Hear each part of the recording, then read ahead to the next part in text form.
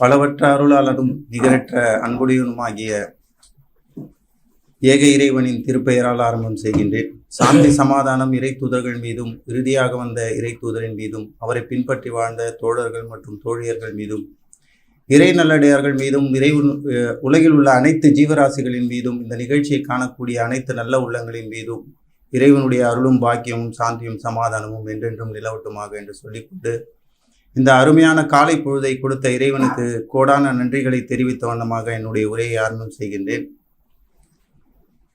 பொதுவாக இன்னைக்கு உலகத்தில் பார்த்தீங்கன்னா நன்றி உள்ள விலங்குன்ட்டு எதை சொல்லுவாங்க? இன்றைய காலகட்டத்தில் நாயை தான் அதிகமாக சொல்லுவாங்க. ஆனால் அல்லாஹ் திருக்குறானில் நாயை சொல்ல குதிரையை சொல்லியிருக்கோம்.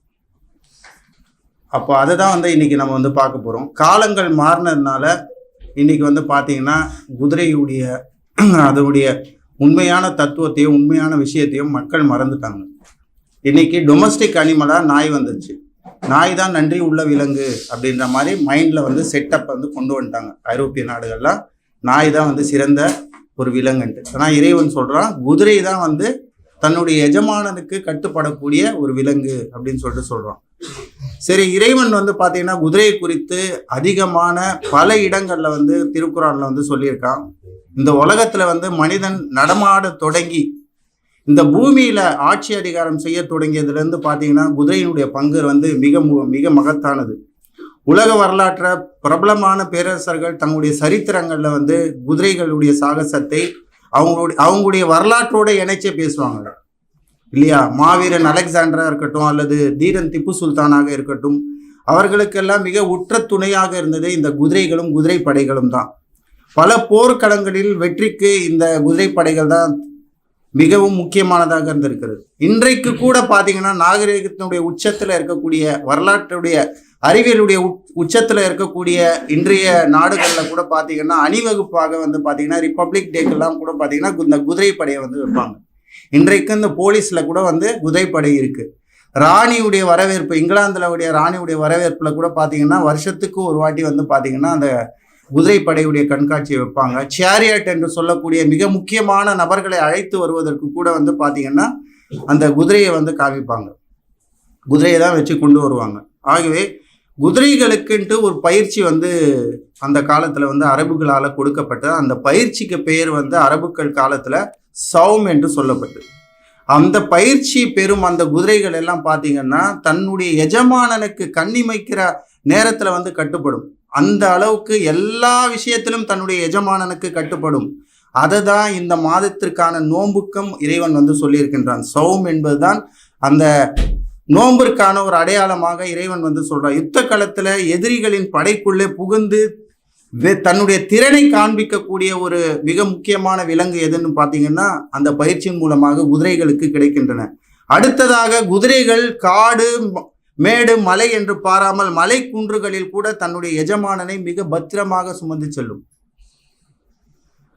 குதிரைகள் தன் எஜமானனுக்கு என்றைக்குமே விசுவாசத்தை காட்டிக்கொண்டே இருக்கும். அது தன்னுடைய எல்லா நிலைகளிலும், அது இரவானாலும் சரி பகலானாலும் சரி, அது எஜமானனுக்கு எந்த அளவு கட்டுப்படும் என்றால் ஒரு கண்ணிமைக்கின்ற நேரத்தில் எஜமானனுக்கு தன்னுடைய எஜமானனுக்கு கட்டுப்படக்கூடியதாக அந்த பயிற்சிக்கு பெயர் தான் அரபுக்கள் அந்த காலத்தில் சௌம் என்று சொன்னார்கள். அதே பெயரை தான் இறைவன் நோன்பிற்கும் வைத்துள்ளான்.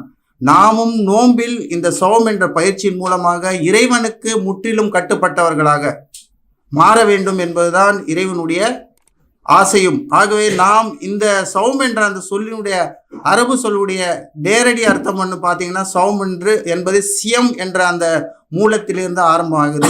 அதற்கு பெயர் தடுத்து கொள்வது, விலகி கொள்வது அல்லது கட்டுப்படுத்தி கொள்வது என்ற அர்த்தம். அதாவது உணவுக்கு மட்டும் கட்டுப்பாடு அல்ல. மரியம் அலைஹிஸ்ஸலாம் அவர்கள் சூரா 10:26 சொல்லுவாங்க, நான் என்னுடைய இறைவனுக்காக சௌம் மேற்கொண்டேன் என்று ஒரு வார்த்தையை சொல்லுவாங்க. இன்று நான் யாரிடமும் பேச மாட்டேன் அப்படின்னு சொல்லுவாங்க. அப்போ அங்க சொல்லப்பட்ட சௌம் என்ற கருத்து எதை அடிப்படையாக கொண்டதுன்னா உணவுக்கானதல்ல. பேச மாட்டேன்னா அன்றைக்கு பேசாம அவங்க இருந்த மௌன நோன்பை தான் இது குறிக்கிறது. இதனால் சௌம் என்பது உணவுக்காக மட்டுமல்ல, உடல், உணவு, மனம், நாவு, ஆசைகள் இவை அனைத்தையும் கட்டுப்படுத்துவதற்கு பெயர் தான் சௌம் என்று இஸ்லாமிய கண்ணோட்டத்தில் சொல்லப்படுகிறது. ஆகவே இது ஒரு பயிற்சி காலம். இந்த பயிற்சியில் நாம் நம்முடைய நாவுகளையும் நடத்தையும் சுத்தமாக வைத்துக் கொள்ள வேண்டும் என்று நபிகள் நாயகம் அவர்கள் சொன்னார்கள். எவன் ஒருவன் பொய்யான பேச்சுக்களையும் மேலும் பொய்யான அடிப்படையில் தனது நடவடிக்கைகளை வைத்துக் கொள்கின்றானோ அவனுடைய உணவை பற்றியும் தண்ணீரை பற்றியும் இறைவனுக்கு எந்த ஒரு தேவையும் இல்லை என்று நபிகள் நாயகம் சொன்னார்கள். ஒரு முறை நபிகள் நாயகம் அவர்கள் பள்ளிவாசலுக்கு சென்றார்கள். அங்கே 2 பேர் அடுத்தவர்களை பற்றி புறம் பேசி கொண்டிருந்தார்கள். உங்களுடைய நோன்பு முறிந்து விட்டது, நீங்கள் வேறு நோன்பை நோற்றுக் கொள்ளுங்கள் என்று தோழர்களிடம் சொன்னார்கள். தோழர்கள் கேட்டார்கள், நாங்கள் தான் எதுவுமே அருந்தவில்லை, எதுவுமே சாப்பிடவில்லை அப்படின்னு சொல்லும்போது நீங்கள் புறம் பேசி விட்டீர்கள், உங்களுடைய நோன்பு முறிந்து விட்டது என்று சொன்னார்கள். ஆகவே நாவடக்கம் என்பது இந்த சௌம் என்ற பயிற்சியின் மூலமாக நமக்கு கிடைக்கின்றது.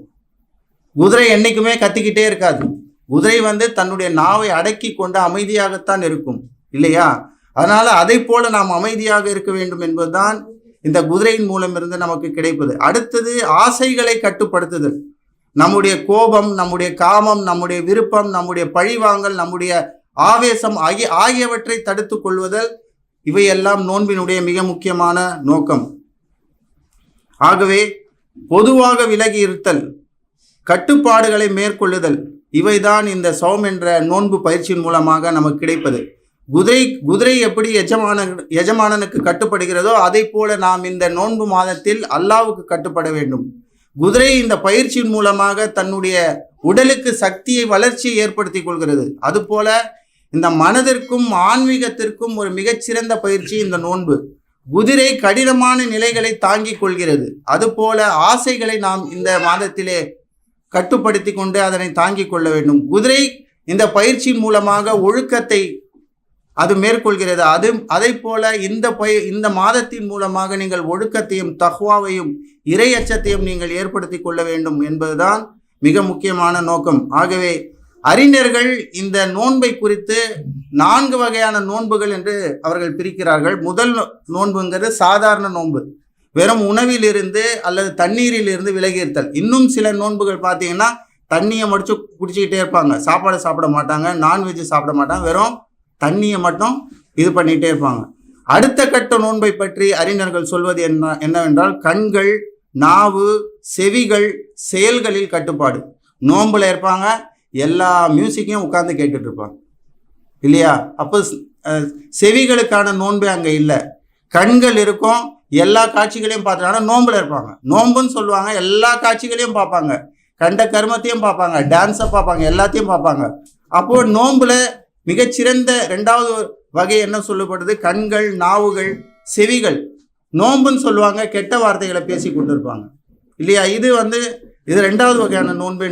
நோன்பிலே மிக உயர்ந்த வகை எது என்று சொல்றாங்கன்னா உங்களுடைய எண்ணங்களை தூய்மைப்படுத்துதல், உங்களுடைய கல்ப் என்று சொல்லக்கூடிய உங்களுடைய எண்ணங்களை நீங்கள் தூய்மைப்படுத்துதல். இதுதான் நோன்பிலே மிக உயர்ந்த வகை என்று சொல்லப்படுகிறது. ஆகவே சௌம் என்பது தடுத்தல், விலக்கல், கட்டுப்பாடு, நோன்பு, இவைதான் மிக உயர்ந்த நோக்கம்.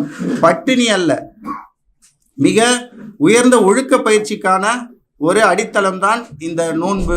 ஆகவே இந்த குதிரையை பற்றி சூரா அல் அத்தியாத், அந்த 100வது சூரா யாராவது ஒருத்தவங்க தமிழாக்கம் படிக்க முடியுமா? யாராவது ஒரு ஆள் தமிழாக்கம் படிங்க. சூரா அல் அத்தியாத்.